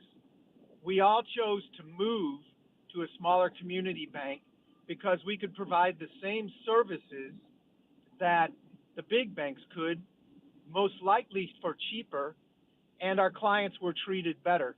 I felt like when I was at the big bank 25 years ago that our clients were started being treated like numbers. And candidly, and I know this is a long answer, I'm sorry, but when you are in the Midwest and you've got these new banks that are coming from both coasts, candidly, they're not here to make loans. They're here to get the cheap deposits that we have in the Midwest. When you look at the lending activities of the national banks in the Midwest, they don't match anything that the community bank or the regional banks are providing to their communities. And that's the biggest difference, I think. Let me just say one other thing. Chris has heard me say this before, Billy. The PPP loans, the big banks didn't want to do them at first. The community banks did the bulk of the PPP loans throughout the country. Then the flip side is in agricultural rural markets, there are our offices in Northeast Missouri. There are no national banks up there. It's only community banks. So almost 80% of all ag loans are done by community banks, not by large banks. So I think we have a real important thing that we contribute to our communities, and I think that's the biggest difference. Mitch, I think we may have found a client for you. You need to open a branch in Jefferson County.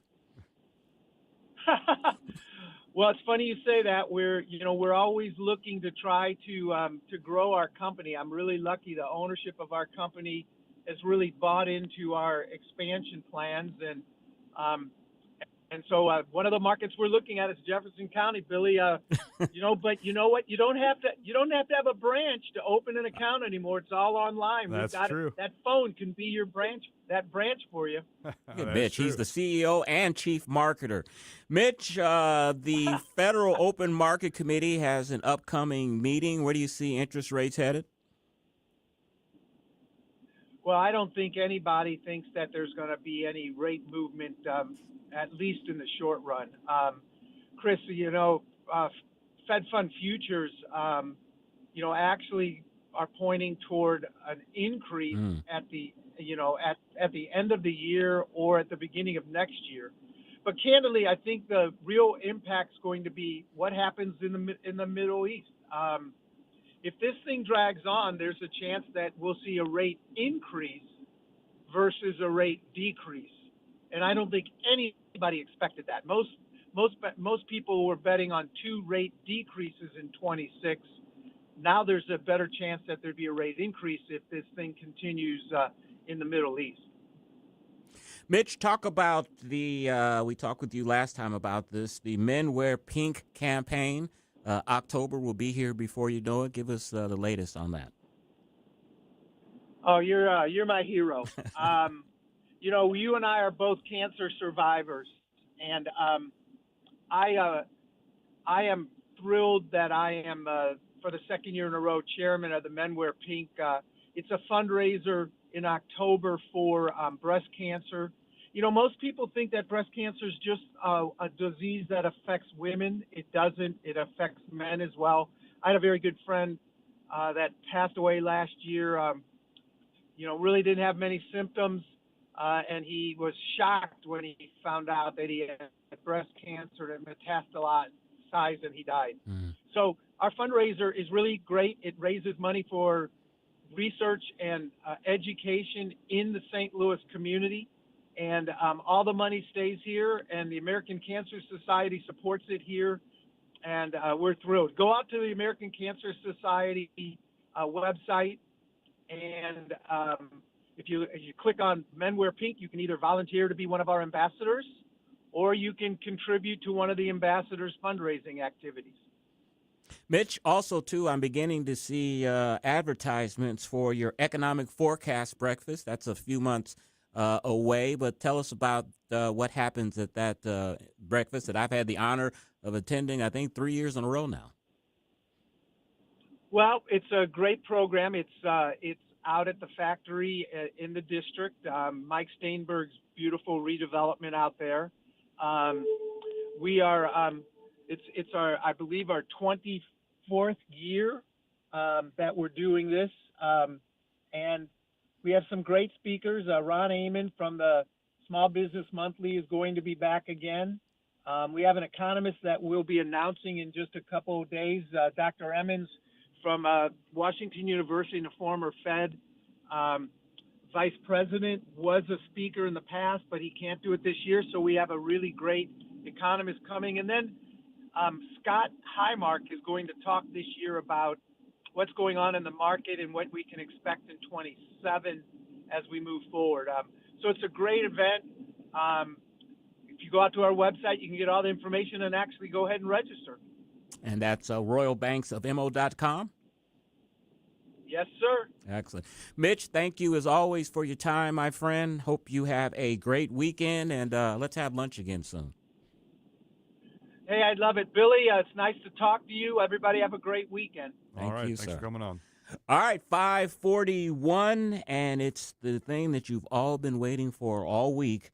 Joey V reviews the Dink. We'll think what he thinks about it when we come back on the Tim Jones and Chris Arps Show on 101.9 94.1 News Talk STL.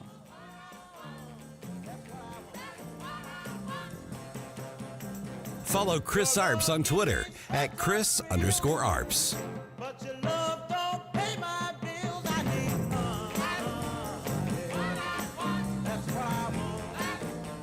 You know what's driving me crazy? You not getting the ball in the hole. Don't push me, Bob. Now's not the time. From the News Talk STL Weather Center. I'm First Alert meteorologist Kristen Cornett with your forecast. Scattered showers this evening, temperatures in the low 70s. Overnight, we'll continue with scattered showers, maybe a rumble of thunder as we drop to 68. For Saturday, scattered showers with a few isolated thunderstorms possible through about lunchtime, and then we'll have decreasing clouds, mostly sunny later in the afternoon with a high of 88.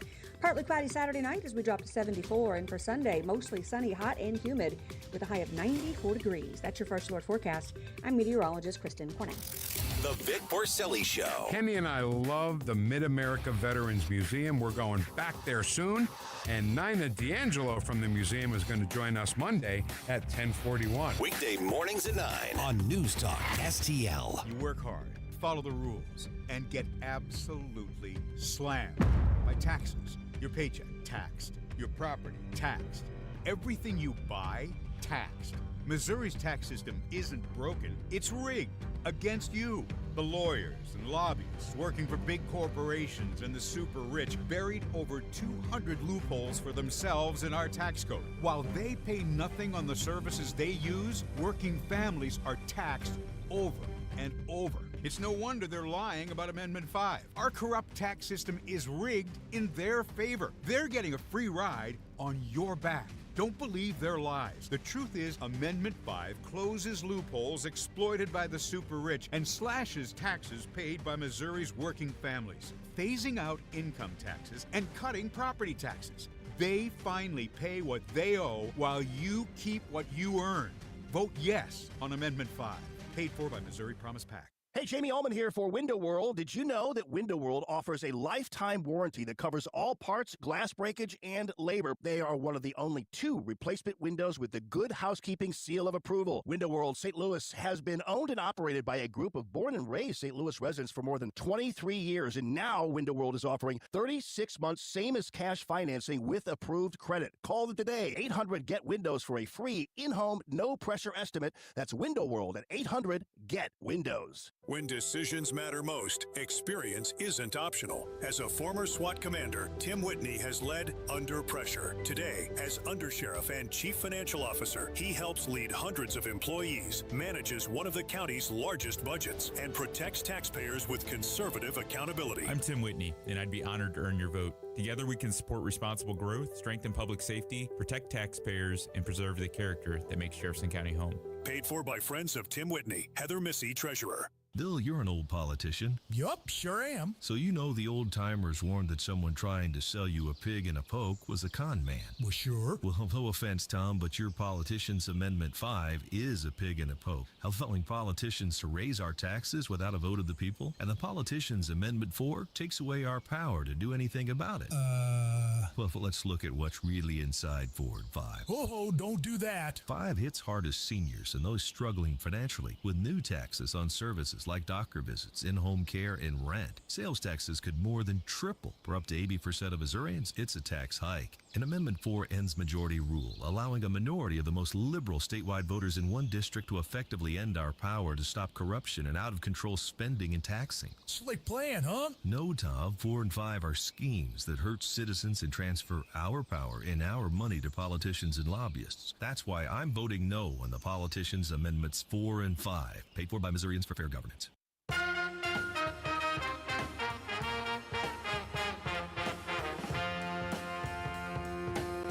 You're listening to Tim Jones and Chris Arps.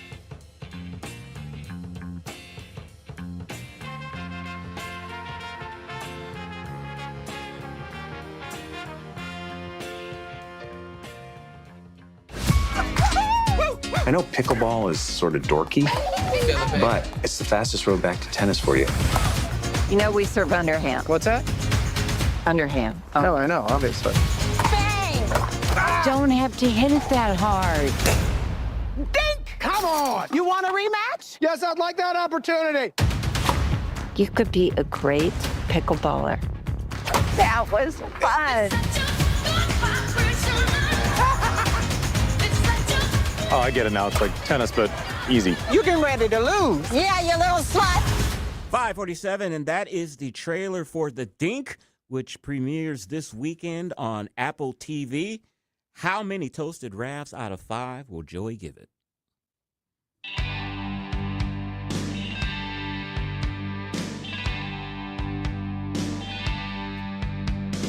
Joey, baby, what movie are you playing? Brought to you by Harry J's Steakhouse, Freddy's Market, AAA Motor Speedway, and Best Buy Flooring. Here is You the got plot. to warn me my mic's on because I sing, and I don't want to mess up your girlfriend. Oh, you don't want to interrupt anything? Yeah. Is that what you're trying to tell me in the middle of my plot review? I'm sorry. Oh, that's great, Chris. Here is the plot to The Dink. Desperate to save a struggling country club and earn his father's respect, a washed-up tennis pro is compelled to break a sacred vow and do the unthinkable. Play pickleball. Billy, are you a pickleball fan? I am not. Chris? No. And that's because you're 60 and you say 61-year-olds play 65 pickleball. and up are pickleball players. I'm a pickleball fan. My girlfriend's aunt, she's a pickleball fanatic. That's a level above fan. Aunt Christy, she's got the condo in Sanibel, Florida that I like to visit sometimes. And they have a pickleball court right there at the condo. And Aunt Christy actually took lessons at the Missouri Athletic Club to become even better at pickleball. And she also went to the emergency room because she found out she was wearing the wrong shoes on the court. I guess there's a special type of shoe you're supposed to wear on the court. Did you play tennis, Billy? No. Not a big tennis fan either. Well, you could end up with a black eye and the entire side of your body all bruised. So make sure you get the right shoes if you do start playing pickleball. I love playing doubles with Uncle Larry and Aunt Christy. They're the most fun. They get up too early, though. Like, they want to start at 9 a.m., and I'm getting up at noon because it's my vacation. Exactly. But it's all right. I still love her. And The Dink, it uses a very common movie trope referred to as, we have to save the orphanage. The Blues Brothers might be credited with popularizing this little trope because they literally have to save the orphanage in that one. Some other comedies that are like that, like the Animal House, Revenge of the Nerds, we have to save the frat. Happy Gilmore, which I've been playing clips from this entire time. We have to save Grandma's house because she forgot to pay her taxes. Ernest Goes to Camp, we got to save the camp. Breakin' 2, Electric Boogaloo, the Ali G movie, we got to save the rec center. So you kind of already know what this movie is going to be before you get into it. And it is not exactly a bad thing. I love Happy Gilmore. Billy, are you a Happy Gilmore fan? 100%. Never seen it. Never seen Happy geez. Gilmore. Never seen it. Don't you play golf? Don't you have a membership to a golf to a golf course in Jeffco? Oh my, Dwayne's going to be so mad that you've never seen Happy Gilmore. The lead in the Dink is Jake Johnson. Most people recognize him from New Girl. It's not on TV anymore, but it was really popular on Fox. It was Zooey Deschanel at the time. And Jake Johnson, it seems like he's following in Will Ferrell's footsteps. I mean, they both did improv growing up, and then they have gone on this trek of doing a lot of sports movies for some reason. We're going to do a rapid-fire trivia break. Billy, Chris, who can name some Will Ferrell sports movies? We got the hockey one. I'm not a fan of Will Ferrell at all, so I'm not the person. I know he did the to one ask. where he owned a minor league basketball team. Semi-pro. Semi-pro. Hockey, I meant to say ice skating. That's Blades of Glory. Oh, yes, Blades of Glory. With Yeah, and then Napoleon he's got the new one now that's where he's the golfer. It's actually like a mini-series, right? The Hawk, that's a yes. miniseries. I know Yes. one. He was in a NASCAR. Oh, yeah. What was that one? That's sports, right? Talladega Billy Nights. Bob. Or, Talladega Ricky Nights. Bobby. Billy Bobby. In soccer, he did kicking and screaming. Oh, yeah, you're right. Jake yeah. Johnson, he's starting to create a pattern that I'm noticing. He did one about competitive tag called Tag. Very good name. And then he did Spider-Man. I think that's all about parkour, right? I mean, that's all. Makes sense. Yeah, it makes sense. And then now the Dink, we got him doing pickleball. Here's some possible sports movies that Jake Johnson or Will Ferrell can do. There's some untapped sports movies that have not been made into a movie yet. We got Cornhole. Yes. I guess call that one Bag. I guess like Tag, you just call that one Bag. And then Sex. Yeah. We got disc golf. I think Bangin' Chains is a good one because that's the beautiful yeah. sound it makes when you get it in the basket. Curling, Sweeping with the Enemy. Oh, I like that. Like it. Yeah, get yes. Julia Sweeping Roberts with to the be in that Enemy. one. Uh-huh. The Dink has a lot of funny people too. Mary Steenburgen, she's Mrs. Ted Danson, if you didn't remember. Yeah, that's right. Ben Stiller, Patton Oswalt, Chris Parnell, and Chloe Fineman from SNL, and Ed Harris. He's not known for that, right? He's known for Right, being an yeah. astronaut Yeah. mostly. In this movie, he plays it very straight, but the stuff that they give him to say, it is very funny just because of how serious he takes everything.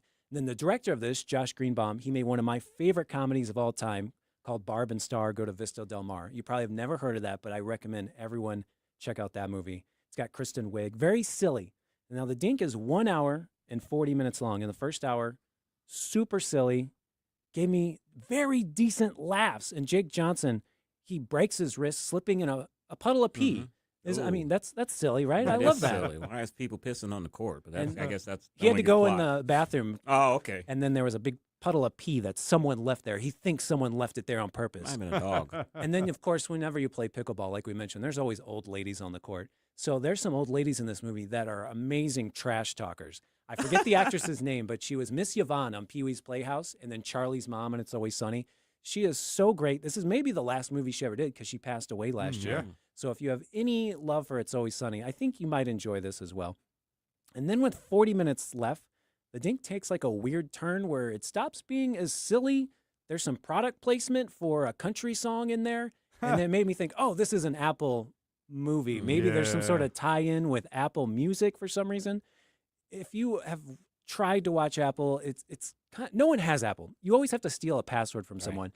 And some of their shows are just not that funny. There's this one, Shrinking. Harrison Ford, he's a psychiatrist. It's won tons of Emmys. Whenever my girl watches Shrinking, I just leave the room. It's not really that great. And then the Ted Lasso, the first season was great, and then it got all serious, and I haven't been able to stick up with Ted Lasso. Are you watching anything on Apple? Do you even have a subscription? No, we got it for Ted Lasso. We binge watched Ted Lasso and then canceled it. And when the new season of Ted Lasso comes on, we'll probably get the subscription, binge it, and then cancel it again. That's exactly how it is. Yeah, Apple spends a ton of money on shows that nobody watches. It feels special, like you're actually making money when you watch some of their shows because you're the only one that even knows about them. The first 2 seasons of Ted Lasso were great. After that, it went downhill to me. I will say Apple made one good movie, Greyhound with Tom Hanks. It's a Okay. great World War II movie. Check that one out. I should check that one out. And I did love The Studio. That's the one with Seth Rogen where they're all making movies. And it's all oneers. It's all one shot, the entire 30-minute episode. So check that out. Now, the Dink has a couple celebrity athletes in it as well. I'm not going to spoil who they are because they are surprises. I was going to ask you about them. One is a cameo, and the bit that they do with him is hilarious. It's genius. I loved it. It's at the very end. And then one is like the third lead of the movie. He's the thing that propels the entire plot of the movie. And this athlete is not an actor, and you can tell. He kind of sticks out. And the script that he's given, it's charmless. He comes off as really mean. And it's hard to make pickleball look epic. I mean, tennis courts, they're pretty big. They look cool on TV. Pickleball courts are half that size. Yeah. So trying to get in there with the cameras, doesn't really work as this epic showdown. And you know that there's going to be a showdown because, it's one of those sports movies. Of course. I really wanted it to be more absurd, more surreal. I give The Dink a 2.5 out of 5. That's right down the middle. Yeah. But if you're an old person, if you don't watch a lot of movies like I do, if you enjoy the lackadaisical comedy, that's what I call it, like the slow comedy of Shrinking, where it's not rapid-fire jokes, but it's a good time. If you like Shrinking, I think you will like The Dink. And it comes out today. It's on Apple, so if you already have Apple, it's free. You don't have to go to the theater at all. I want to ask you, Joey, I will probably like pickleball when it becomes an Olympic sport. Do you see it ever reaching that level? Of course. I mean, really? It's just as fun as ping pong, which, that's the offensive term. You have to call it table tennis. Right. Timothy Chalamet yes. taught me that in Marty Supreme. You don't call it ping pong. Right. But it's just as fun, and you get a tan while you do it. Right, Chris? Yeah. I guess when what's the thing with the racket? Badminton? Badminton. Yes. If badminton can be an Olympic sport, I guess pickleball can. Now, when I see pickleball, I feel like this is just the boomers' version of shuffleboard. Because I remember 30 years ago, all the old people that were 80 would play shuffleboard when you went to Florida. Now they're all pickleball courts. Well, I had a lot of fun down in St. Charles because they have chicken and pickle. They have a chicken shack and they have pickleball, and it's really well run, and it's a lot of fun. And then our friends Mike Ferguson and Susie and sales guy Ethan, they went down to Arch Pickleball, and it's like an entire weekends-only furniture store that's turned into hundreds of pickleball courts. So people are loving this. I think what makes it great is it's easy to get into. It's not for any specific age, Chris. Even little kids can enjoy pickleball. Yeah. You reminded me when you were talking about people take lessons for pickleball. My oncologist, his son, he helped him advertise on Facebook that he gives pickleball lessons. So I guess it is kind of a big deal. Huh. And there's probably a lot of knee surgeons that would like to advertise on the side of those pickleball courts, too. Like, when you eat S because you wore the wrong shoes, call me. Can I tell you, I got into cornhole during the pandemic because there weren't any sports on TV, and I just was flipping the channel, and I saw a cornhole competition. I got into it. I was so desperate for sports. How did cornhole take over? but washers never got on ESPN. Not even ESPN The O Show. All right, that is Joey giving the review for The Dink. The comedy premieres tonight on Apple TV. He gives it 2.5 out of 5 stars. Councilman Billy Crow, thank you for joining us, my friend. Thanks for having me. And up next is Larry Connor's USA, the story behind the story. Apollo 11 returns to Earth after going to the moon. 101.9, 94.1 News Talk STL. Drive safe and have a great weekend. You're gonna die, clown! Hungry for the best steak you'll ever have? Head to the heart of Moscow Mills and discover Harry J's, a local landmark and family-owned steakhouse, serving up excellence since '98. From mouth-watering appetizers to decadent desserts, Harry J's has something for everyone. Enjoy our extensive bar selection while soaking in our friendly family atmosphere. Whether dine in or carry out, your meal is prepared to perfection. Make the drive to 300 Main Street and treat yourself to a taste of Moscow Mills' finest. Harry